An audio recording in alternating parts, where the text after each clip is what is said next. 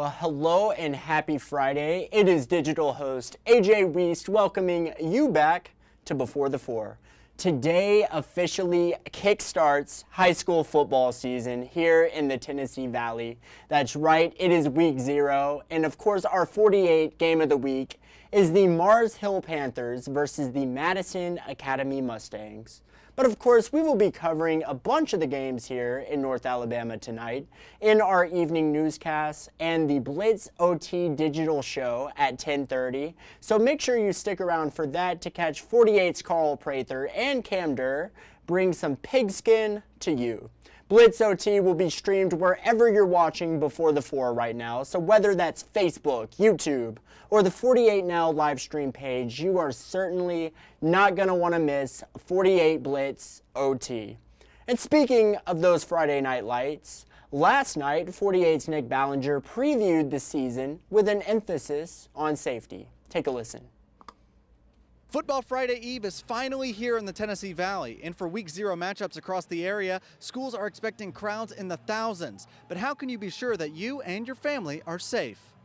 For high school athletic directors, it's not just a night out at the ball game. It's going to depend week to week who you're playing. Everybody's 0-0 right now the first week or two, so your crowds are typically bigger. Safety of the fans and players is at the front of Limestone County Athletic Director Russ Cleveland's mind. That's why he takes steps ahead of time to monitor everything that goes into the stadiums. Our entrance points for all our ball games are either 1 or 2 areas. That way we can kind of control it, bottleneck it through there. We don't allow people out and come back in. We're not in and out kind of, if you leave, you're leaving. But of course, it's not just Limestone County. We have a rich football history in Morgan County, so there'll be several thousand at multiple stadiums. Morgan County Sheriff's Office sends about 4 deputies to each home game, but they aren't the only ones keeping their eyes open. There's kids from the 6th grade up until they start playing on the field. They'll play football on that side field, and that's gone on for years. But there's always eyes watching. Teachers, coaches, support staff, all around the facility while the game's going on. As for other school districts, Madison County Schools says elementary and middle schoolers must have an adult with them to get in, no large bags, no loitering, and they're using the same weapons detection system in place at schools at the stadium. In Madison City Schools, only small bags and diaper bags allowed, and there's no clear bag policy, but bags will be searched. Every person from each district tells me that the most important thing when it comes to safety is you. So if you see something, say something. Nick Ballinger, 48 News, on your side.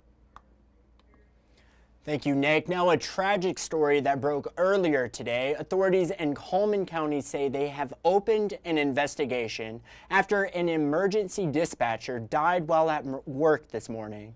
Coroner Jeremy Kilpatrick says the dispatcher was found in his office at Hanceville City Hall and that an investigation is currently underway.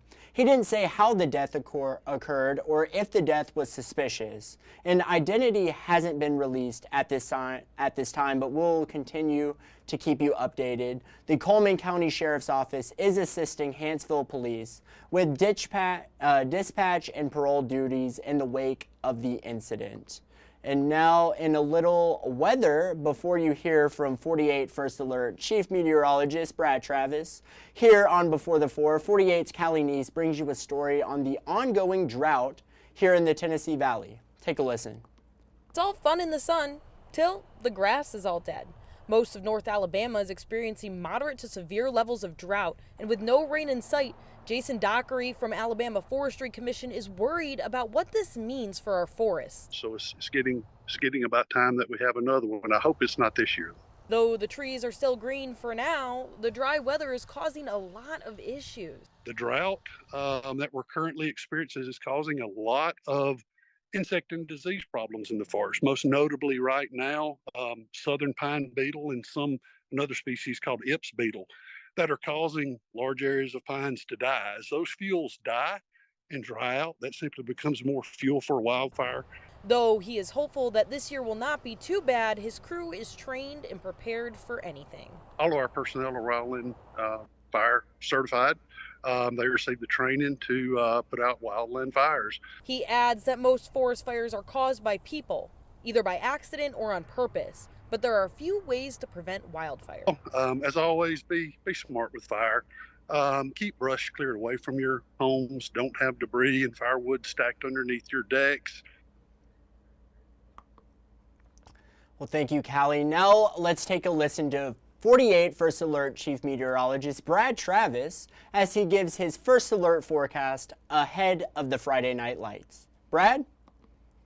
Yeah, AJ, we're going into the weekend, first Friday night of football. Looking good out there, too. Even though it's been hot, the evening temperatures are dry, and that's kind of the problem here. The drought has made it very, very dry, and we continue to reinforce that with the low humidity. Over the weekend, it gets hotter each and every day, but again, the drought continues to be the big problem, especially over northwest Alabama.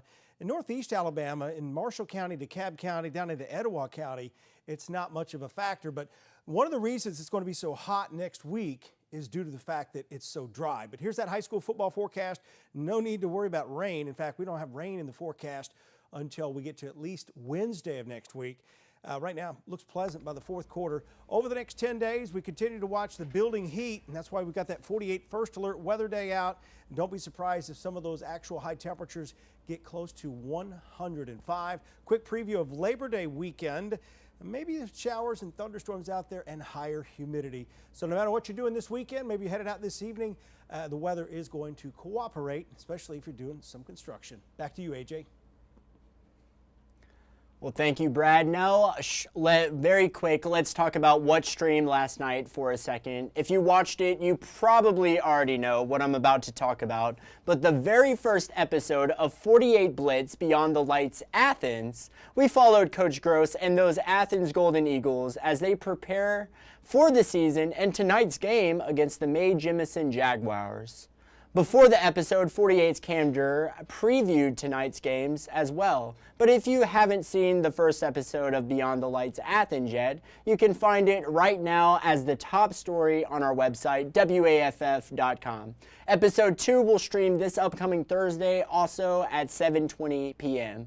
But with all that said, that's just about all the time I have in today's shorter Before the 4. I want to thank you for sticking around with me, and if you haven't done so already, make sure you download the 48 digital app, the 48 Sports Zone app, and of course the First Alert weather app. Turn on those push notifications and never miss a breaking story. But have a great night and enjoy week 0 of the high school football season, whoever you root for here in the Tennessee Valley. But of course, I want to thank you for watching. You all have a great night.